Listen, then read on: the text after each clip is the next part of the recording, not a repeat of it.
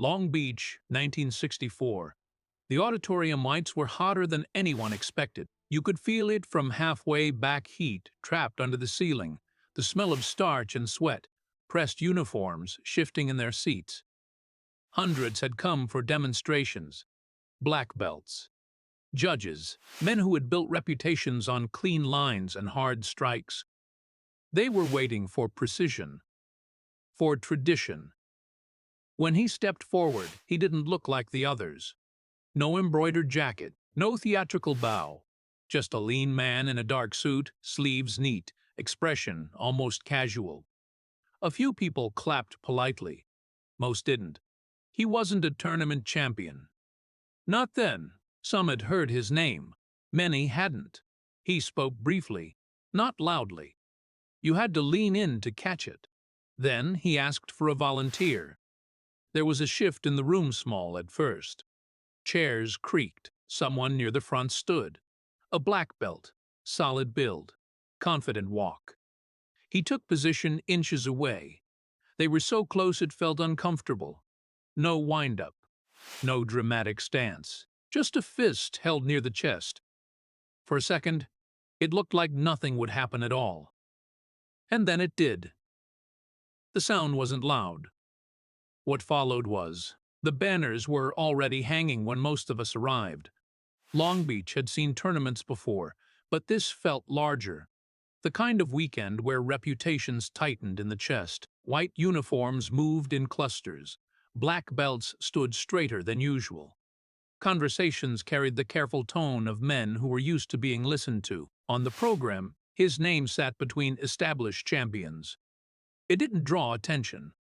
A few scanned past it without pause. The Long Beach International Karate Championships had become a proving ground. Fighters traveled across states for this stage. Some had trained more than a decade for moments like this, polishing forms, refining timing, sharpening reflexes under fluorescent lights that made everything look a little harsher than it was. Judges moved with quiet authority. Promoters shook hands. Photographers checked their lenses. The air felt organized, predictable. Then he walked through the side entrance. No entourage, no ceremony. A slim figure in a dark suit, hair neatly combed back, eyes alert but not searching for approval. He wasn't built like the heavyweights who dominated American tournaments at the time. No thick shoulders, no swelling forearms.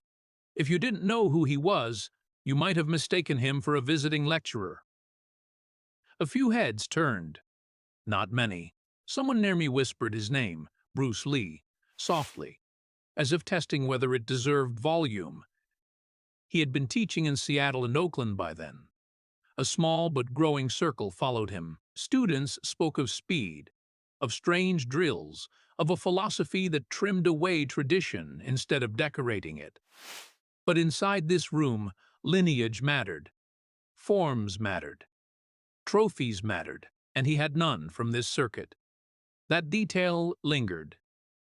When his time approached, the announcer's voice carried across the auditorium. It wasn't dramatic, just procedural. Another demonstration. He stepped onto the floor without flourish. No deep bow to the judges, no prolonged stance to establish dominance. Just a brief nod, efficient, almost understated. There was a pause then. Not silence yet, just curiosity adjusting its footing. He didn't rush to impress. He spoke for a moment about directness, about economy. The words were simple. No slogans, no grand claims, but they didn't sound like the usual tournament rhetoric either. A few crossed their arms. One senior instructor in the front row leaned back, expression unreadable. You could feel a quiet sorting happening. Who was this man in a suit explaining power without first performing it? And then he asked for a volunteer. Not dramatically, just plainly. There's a subtle change when confidence meets uncertainty. It doesn't announce itself. It flickers. A few men avoided eye contact. Others glanced sideways, calculating risk against pride. Finally, one stood. Solid frame. Black belt tied clean and centered. the kind of competitor who understood distance and timing. He walked forward without hesitation. The room straightened with him. Bruce stepped closer, closer than comfort usually allows, inches apart, close enough to feel breath. That was when the murmurs faded. Not because something had happened, because something had happened, because something might. The fluorescent lights hummed overhead.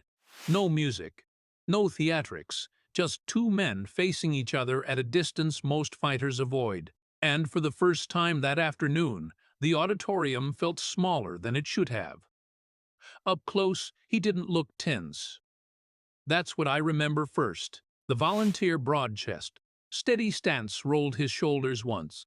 A small ritual before contact. Years of training lived in that motion. He knew what a strike felt like. He had absorbed them, delivered them, built a name on control. Bruce didn't mirror him. He stood almost casually, weight balanced but not exaggerated. No dramatic lowering of the center. No tightened jaw. Just a quiet alertness, like someone listening for something distant. He adjusted the distance himself. One small step forward. Too close. A few in the front row shifted. Someone muttered that there wouldn't be enough room to generate force. That's how we understood power, then distance, rotation, visible commitment. He lifted his right hand and placed his fist near his own chest. Not chambered back, not drawn like a bow. Just resting there, knuckles inches from the volunteer's torso. He explained it briefly. Energy travels shortest when it travels straight. That was it. No diagrams, no lineage cited, no appeal to ancient masters. Just a statement that sounded more practical than mystical. The volunteer nodded once, still confident. He braced not theatrically, but in the way fighters do when they expect impact. Knees soft, core ready. Bruce asked him to hold firm. There was a flicker then. Not doubt exactly. Adjustment. You could see it in the volunteer's eyes. He recalculated the distance, the lack of wind-up, the absence of visible preparation. Most demonstrations telegraph themselves. You see them coming. This felt different. Behind them, rows of black belts leaned forward almost in unison. The kind of movement you don't choreograph. Judges paused mid-note. A photographer lowered his camera slightly, unsure when the moment would actually occur. Bruce didn't look at the crowd. He looked at the point of contact. And then he did something subtle, so small it nearly escaped notice. He exhaled. Not loudly, not dramatically. Just enough to empty space. The room tightened. No countdown. "No!" shouted Q. Just that quiet compression before something breaks. His body didn't swing. It didn't coil in the way most of us were taught. There was no visible drawback.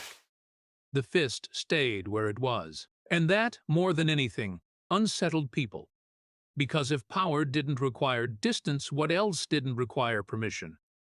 The volunteer squared himself more firmly now. You could see the muscles along his arms harden slightly. A final preparation. Bruce's shoulders relaxed. For a fraction of a second, nothing moved. Then the air between them shifted. They were standing so close it felt almost impolite. In most tournaments, fighters circle. They test range. They measure angles. Here, there was no space to measure. Just inches. Bruce's fist hovered near his own chest, knuckles aligned, wrist straight. It didn't look threatening. If anything, it looked restrained-like. A movement paused before it began. The volunteer adjusted his footing again. A subtle widening. He wasn't nervous, not visibly, but he was aware now. You could see it in the way his breathing changed slower, deliberate. Somewhere behind me, someone whispered, "There's no room." That was the assumption. Power came from distance, from chambering, from rotation. Every form drilled it into muscle memory. Bruce stood still long enough for doubt to creep in. That stillness did something to the room. It stretched time. The longer nothing happened, the more certain people became that nothing could. He asked the volunteer if he was ready. A short nod. Bruce placed his left hand lightly against the volunteer's chest, almost like a guide, not pushing, just touching, measuring alignment. The gesture looked gentle, respectful. Then he drew a breath. It wasn't dramatic. No shout, no ki tearing through the hall, just a tightening you felt more than heard. The movement when it came was small, so small it confused the eye. There was no swing, no visible arc. The fist traveled forward the shortest distance possible, barely more than a twitch from where it rested. But the body behind it moved as one piece. For a split second, the volunteer didn't react. And then he did. His torso jolted backward, not violently, not theatrically, but undeniably. His heels slid. His balance broke. He had to step back quick, involuntary to keep from falling. It wasn't a collapse. It was a forced reset. The kind that happens when your structure gives way before your mind catches up. The sound wasn't a crack or a thud. It was the shuffle of shoes on polished floor. A breath escaping a chest that had been braced for something else entirely. Bruce's fist was already back near his body. He hadn't chased, hadn't followed through. The strike ended where it began. The volunteer steadied himself, eyes wider, now not hurt, not angry, just surprised in a way that can't be hidden. Behind them, the silence thickened. Not confusion, recognition. Something had shifted, and everyone felt it at the same time. For a second, nobody moved. The volunteer had stepped back only one step, but it had not been planned. His arms came up late, more instinct than strategy. He reset his footing, trying to recover the posture he'd carried so confidently a moment earlier. Bruce didn't advance. That might have been the most unsettling part. He stood where he was, shoulders loose, expression unchanged. No smirk, no nod to the crowd. Just a quiet return to stillness, as if the demonstration had completed itself. The volunteer inhaled sharply. You could hear it from the first few rows. Not pain, more like surprise forcing air from the lungs. He touched his own chest briefly, almost checking the place where contact had landed. A few black belts in the audience leaned toward one another. No laughter. No applause yet. Just low, contained voices trying to place what they had seen, because it hadn't looked like much. That was the problem. There had been no visible wind-up, no dramatic recoil. If you blinked, you might have missed the moment his structure gave way. And yet everyone saw the step back, the imbalance, the undeniable shift in center.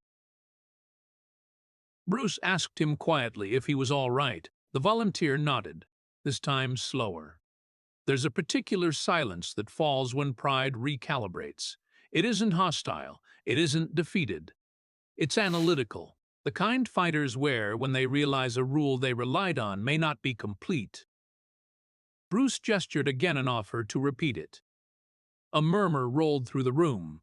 The volunteer hesitated, just long enough for the hesitation to be noticed. Then he repositioned himself, firmer this time. Knees bent, jaw set. He braced harder. The second strike was no larger than the first. Again, the movement was contained, compact, direct. And again, the volunteer's body reacted before his mind did. A sharper break this time, a stumble that forced a quicker recovery step. Not a fall, but closer than before. That was the undeniable beat. No theatrics, no exaggeration, just proof that something in the equation had changed. When Bruce lowered his hand, the room didn't erupt. It absorbed. Judges looked at one another without speaking.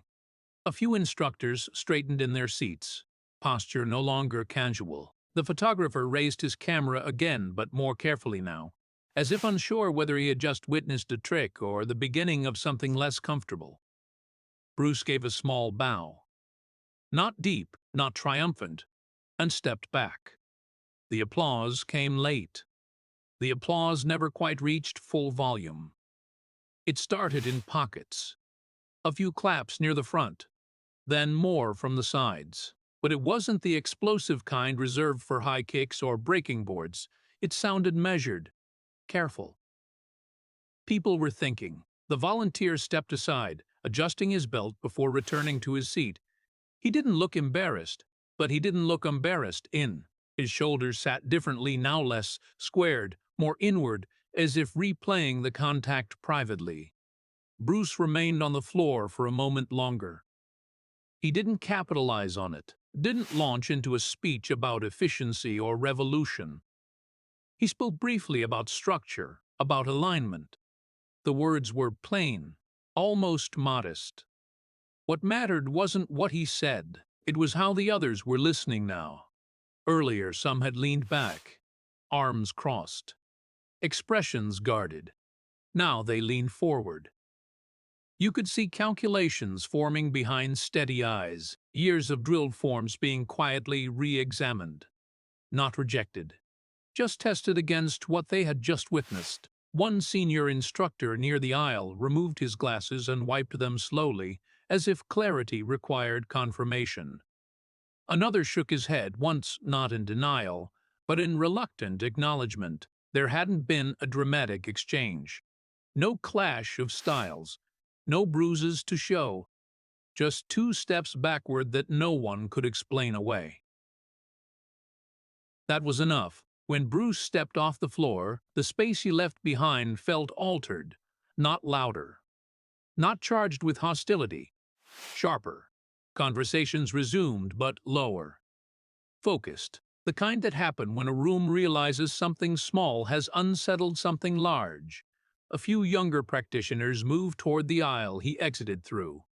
Not rushing, just curious. He walked without hurry, greeting someone near the curtain with the same calm expression he had worn before the demonstration began.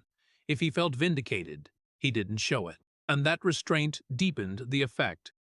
Because dominance declared is easier to dismiss. Dominance demonstrated, and then left unspoken lingers. The next competitors stepped onto the floor, a traditional kata, crisp lines, strong stances. It should have reset the mood. It didn't. Every strike that followed that afternoon carried a quiet comparison. Not announced, not unfair, just present. By the time the afternoon thinned into evening, the auditorium felt less certain than it had that morning. The banners were still hanging. The judges still held their scorecards. Competitors continued to bow and perform, strikes snapping through the air with practiced precision. But something invisible had shifted. People didn't say it outright. Not then. Pride rarely allows immediate confession. Instead, it appeared in smaller ways. A black belt who had earlier dismissed the demonstration now asked a quieter question about mechanics. Another instructor stood in the aisle longer than necessary, eyes unfocused, as if replaying inches of movement in his mind. Two young practitioners argued softly not about who won, but about how force could travel so far without distance. Bruce did not return to the center of the floor. He stayed near the edge, speaking with a small cluster of curious students. No grand gestures, no recruitment speech. He listened more than he talked. That surprised me most. When someone laughed nervously about the volunteers stepping back, Bruce shook his head once. Not dismissive, just calm. As if the point had never been humiliation. Outside, the Pacific air cooled the heat that had built under the lights. Cars started. Doors shut. Groups formed in parking lot circles, replaying the moment with hands and half-formed explanations. It wasn't the loudest demonstration of the day. It wasn't the most dramatic. There had been no broken boards, no trophies lifted, no champion declared. Just a fist traveling inches, and two steps that refused to be ignored. In the weeks that followed, some would study it, some would resist it, some would pretend it had been exaggerated. But that afternoon in Long Beach did not fade the way exhibitions usually do. People left with something unsettled inside them. Not anger, not devotion. A question. And sometimes a question is heavier than an answer. Some walked away inspired, others unsettled. That stayed with people.